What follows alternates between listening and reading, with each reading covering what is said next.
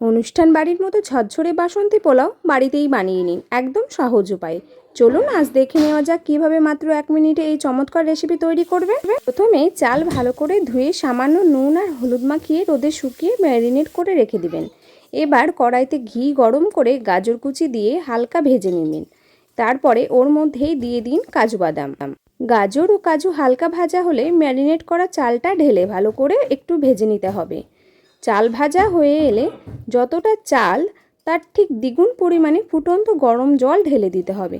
তবে তার আগে আমি এখানে বেশ কিছুটা পরিমাণে চিনি দিয়ে দিব।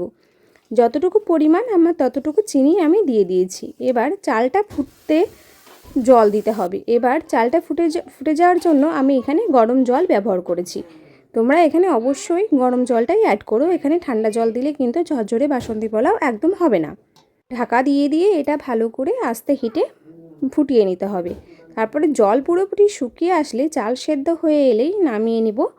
ব্যাস তৈরি আমাদের গরম গরম ও একদম ঝরঝরে বাসন্তী পোলাও। রেসিপিটি ভালো লাগলে লাইক করুন এবং সাবস্ক্রাইব করে পাশে থাকুন। দেখুন ঢাকনা সরাতেই কি চমৎকার সুবাস বেরোচ্ছে। চালগুলো দেখুন একটাও কিন্তু ভেঙে যায়নি আর একদম ঝরঝরে হয়ে সামান্য কয়েকটা উপকরণে এই কম্বিনেশনে আর মাপ ঠিক থাকলেই পোলাও একদম পারফেক্ট।